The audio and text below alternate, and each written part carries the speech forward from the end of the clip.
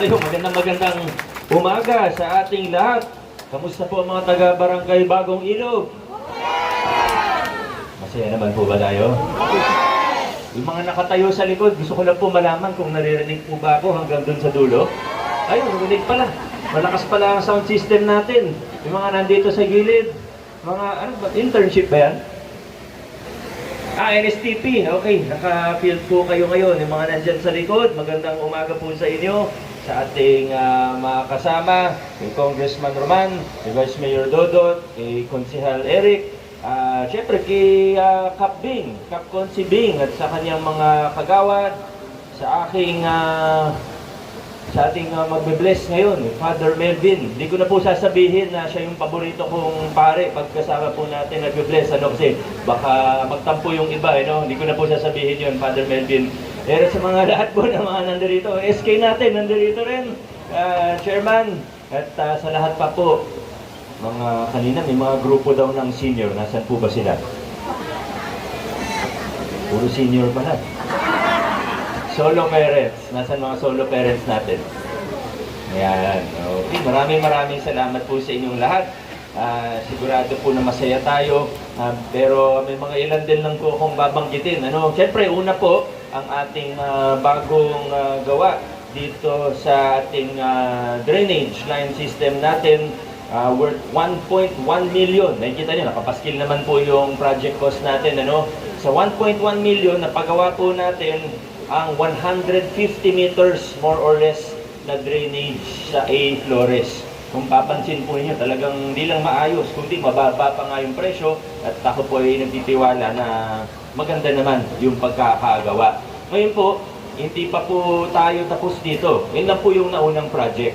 Diba, yung drainage system natin sa A. Flores, 1.1 million, 150 meters. Ang susunod naman natin project sa darating na mga buwan ay ang asphalt overlay naman po ng parehong kalsada na ito.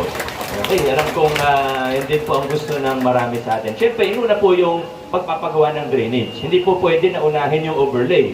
Dahil pag pinagawa yung overlay, sisirain na naman. Kaya inuna na yung drainage, susunod naman na project ay asphalt overlay. Ngayon naman po, nag-offline, bago kami pumunta dito, nag-offline kaayasan muna tayo sa Arvaldez hanggang sa extension. Alam ko po may mga concern. Meron po ba ditong taga Arvaldez na lumabas po? Baka nandun po sa likod. Nabanggit na naman ni Kong Roman. Ano, sa totoo, kahit wala pong schedule na offline kaayusan, nabanggit na to sa atin ni Kong last week lang. Last week lang na mag-set nga ng meeting yung PNR, kausapin siya, may mga ano rin tayo pati sa Barangay Pineda, dito po sa Bagong Ilog.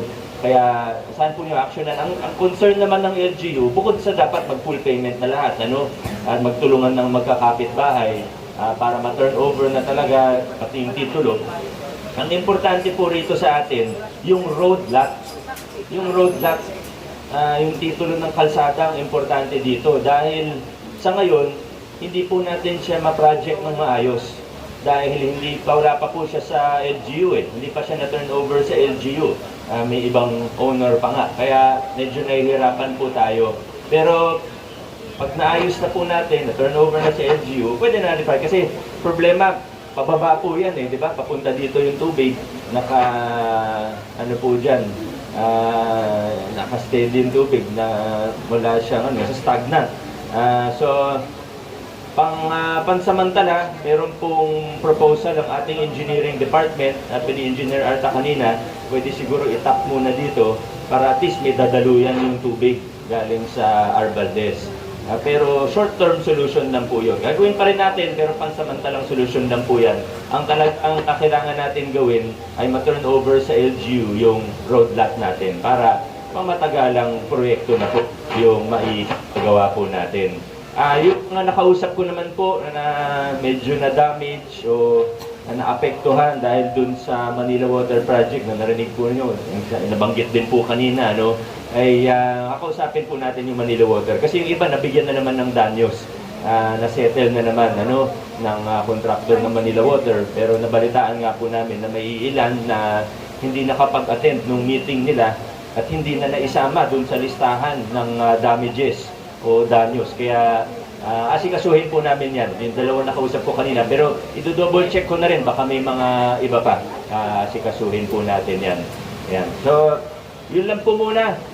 May mga iba pa sana akong gustong banggitin. Pero baka naiinitan na po kayo. Ha? Siyempre kayo okay lang. Nasa ilalim ko rin. Okay. Yung mga nakatayo kasi sa likod, kawawa naman. At naiinitan po sila. Patulong na lang din. Barangay natin, very supportive. Nakaping, very supportive naman sa ating lokal na pamahalaan. Pero, siyempre, patuloy tayong humihingi ng tulong din. Dinakap, mga kagawad. Minsan may mga responsibilities, may mga iba't ibang sabihin na nating issue, pati sa barangay mismo. Di ba, minsan, siguro, nagkukwento, may gumagawa ng ibang dahilan kung saan-saan turok, pag may delay may mga barangay staff ba dito? May mga barangay employees ba dito? Di ba, minsan nade-delay yung sweldo, sasabihin kasi hindi dinownload yung NTA o yung RPT. O alam naman natin hindi totoo yun. So sana matigil na yung mga ganong klaseng kwento. Ang National Tax Allotment, yung dating tinatawag na IRA, automatic na binibigay po yan. Kasabay ng 30 barangays natin galing sa national government, hindi dumadaan yan sa city government. Sa DBM po yan. At sabay-sabay po yun sa lahat ng 30 barangays.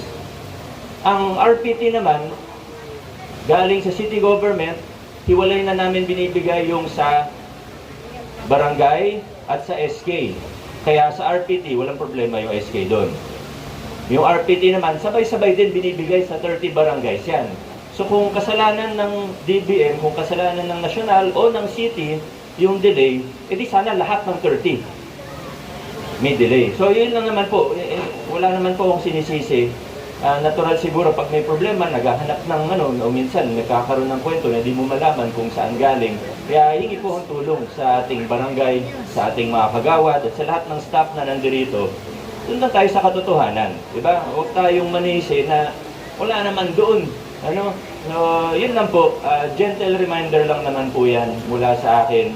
Kasi pagka naitutukoy natin kung ano talaga yung problema, mas madali nating maaksyonan, masusolusyonan. At kami naman po sa city government ay handang tumulong, umalalay kahit sa technical expertise. Willing naman po tayong tumulong. Mula sa mga problema sa loob ng barangay hanggang sa iba pa.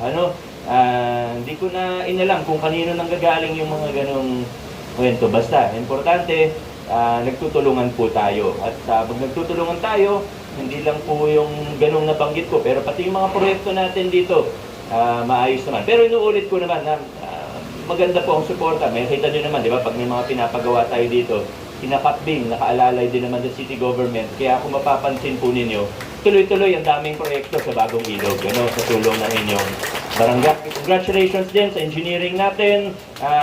Maraming salamat din sa Kato, sa Pasig City Band. Nasaan ba yung banda natin? Okay lang kayo dyan. Maraming salamat po. Congratulations sa ating lahat. Mabuhay ang Barangay Bagong Ilog. Mabuhay ang lungsod ng Pasig. Maraming salamat po, Mayor Vico Soto.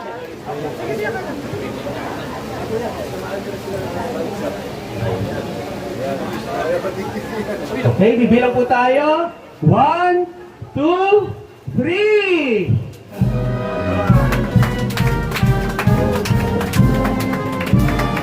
Palakpakan naman po tayo para sa inauguration ng construction dito sa A. Flores Street Drainage System.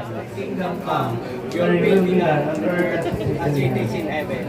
Give us this day our daily bread, and forgive us our trespasses, as we forgive those who trespass against us. And lead us not into temptation, but deliver us from evil. Mayor,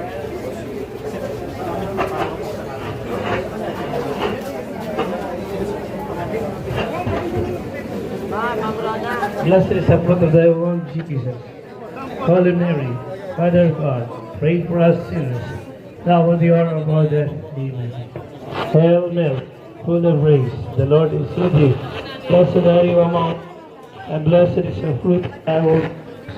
Holy Mary, Mother of God, pray for us sinners, now and the hour of our death. Amen. Hail